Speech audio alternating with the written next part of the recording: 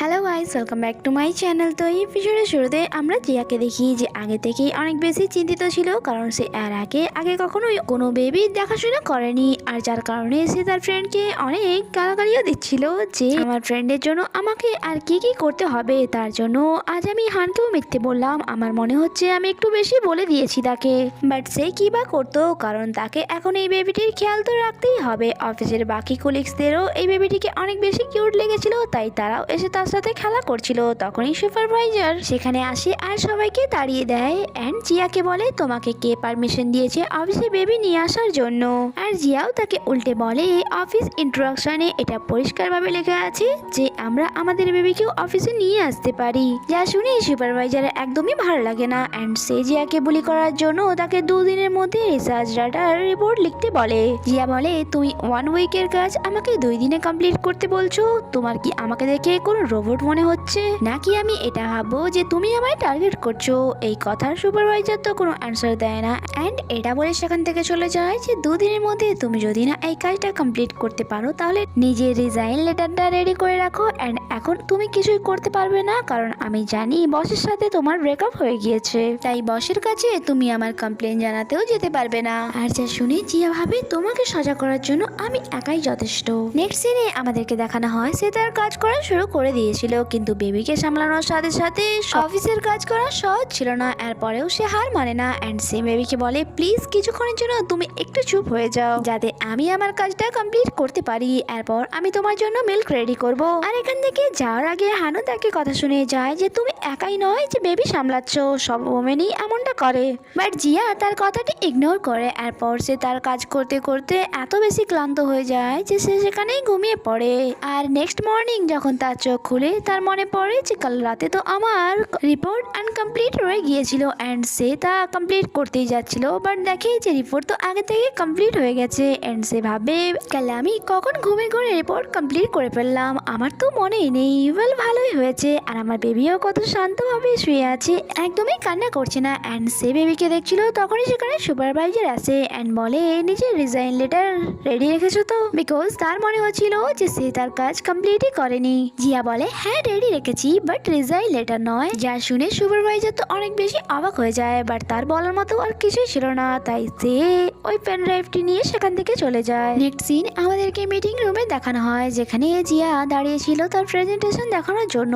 আর যখন তার প্রেজেন্টেশনের উপর নজর পড়ে সে বলে এটা তো সেই রিপোর্টটা নয় যেটা আমি লিখেছিলাম। সুপারভাইজার বলে তুমি মিথ্যে কেন বলছো, এটা সেই রিপোর্ট যেটা তুমি আমাকে দিয়েছো। আর যা পুরোটাই ভুল প্রেসিডেন্ট হান, আজকাল জিয়া তার কাজে একদমই ইন্টারেস্ট দেখাচ্ছে না, তাই আপনার কি মনে হয় না আমাদেরকে এইরকম এমপ্লয়কে ফায়ার করে দেওয়া দরকার। হান বলে রিজাইন লেটার রেডি করো।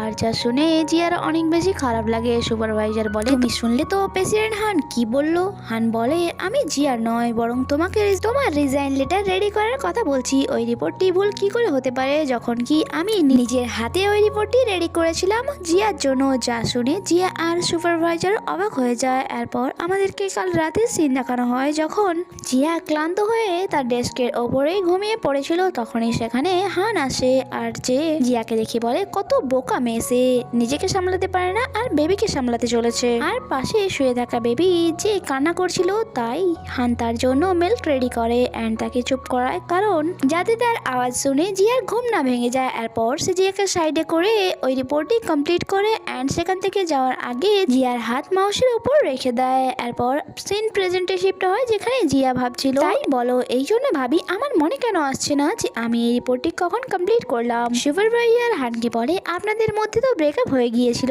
তারপরেও আপনি তার হেল্প কেন করলেন। হান বলে আমাদের মধ্যে কোনো ব্রেকআপ হয়নি, বরং সে তো শুধুমাত্র আমার ওপর একটু অভিমান করেছিল, আর ব্রেকআপের ব্যাপারে তো আমি কখনো ভাবতেই পারবো না। সুপারভাইজার বলে আপনি কি জানেন না তার একটি বেবি আছে, তারপরেও আপনি এমনটা বলছেন। হান বলে তাতে কি হয়েছে, তোমাকে কি তোমার মম জন্ম দেয়নি, আমাদের সকলকে তো তার রেসপেক্ট করা দরকার যে সে তার বেবিকে সামলানোর সাথে সাথে অফিসের ডিউটিও ভালো করে করছে।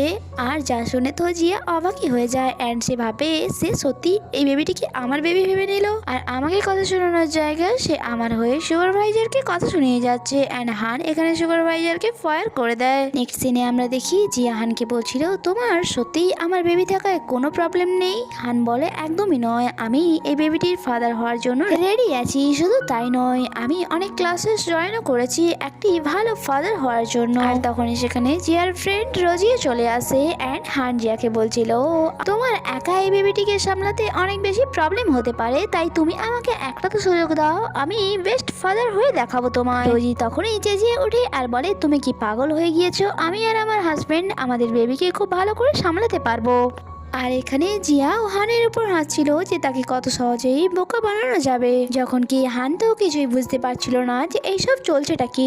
নেক্সট সিনে আমাদেরকে দেখানো হয় জিয়ার এক স্কুল ফ্রেন্ড অ্যান্ড তার বয়ফ্রেন্ড জিয়ার সাথে দেখা করতে এসেছিল অ্যান্ড তাদেরকে দেখিয়ে জিয়া বলে, আজ তোমাদের টাকার দরকার হয়েছে বলে তোমরা আমার সাথে দেখা করতে চলে এলে, যখন কি এর আগে তো আমি তোমাদের কখনোই দেখিনি। নিনির বয়ফ্রেন্ড বলে, তুমি কি ভুলে গিয়েছো স্কুল টাইমে সে তোমার কত হেল্প করেছে, আর এখন যখন সে প্রবলেমে পড়েছে তুমি তার থেকে মুখ ফিরিয়ে নিচ্ছ। এরপর আমাদেরকে পাশে একটি সিন দেখানো হয় যেখানে জিয়াকে বাসা থেকে লাঞ্চের জন্য টাকাও দিত না, বিকজ সমস্ত টাকা তো তার মম তার ব্রাদারকে দিয়ে দিত অ্যান্ড এখানে নিনি তার টিফিনের অর্ধেক টাকা জিয়াকে দিত। অ্যান্ড প্রেজেন্ট টাইমে জিয়া বলে, হ্যাঁ তার জন্য আমার কাছে টাকা আছে, অ্যান্ড তাকে 1 টাকা দিতেই যাচ্ছিল আর সেটা নিনি নেওয়ার আগেই তার দিকে ছুঁড়ে ফেলে দেয় সে আর সেখান দিয়ে চলে যায়। নেক্সট সিনে আমরা জিয়াকে বাসায় দেখি যে স্যাড হয়ে বসেছিল অ্যান্ড তখনই তাকে হান বলে, যদি তুমি নিনিকে তোমার বেস্ট ফ্রেন্ড ভাবতে তাহলে তার সাথে এমনটা কেন করলে? জিয়া বলে, কারণ আমি আগেই জানতে পেরে গিয়েছিলাম যে তার বয়ফ্রেন্ড কত লোভী। অ্যান্ড এখানে আমাদেরকে দেখানো হয় যখন নিনির বয়ফ্রেন্ড তাকে জোর করে সেখানে নিয়ে আসছিল, এটা বলে যে আমি জানি তোমার ফ্রেন্ড এই কোম্পানিতে জব করে আর তোমার কাছে এখন টাকা নেই, তো কি হয়েছে, আমি তোমার হয়ে তার কাছ থেকে টাকা চেয়ে নেব। আর এইসব সিন দূর থেকে জিয়াও দেখে নেয়। প্রেজেন্ট টাইমে জিয়া বলে, আমি যদি নিনিকে টাকা দিয়েও দিতাম তাহলে সেই টাকা তার কাছে থাকতো না, কারণ তার বয়ফ্রেন্ড সেটা নিয়ে নিত। আমি তার হেল্প করতে তো চাই, বাট অন্য কোনোভাবে যাতে তার বয়ফ্রেন্ড জানতে না পারে। অ্যান্ড এখানেই এই এপিসোডই শেষ হয়। আগে কি হয় তা জানতে স্টে কানেক্টেড। Bye bye.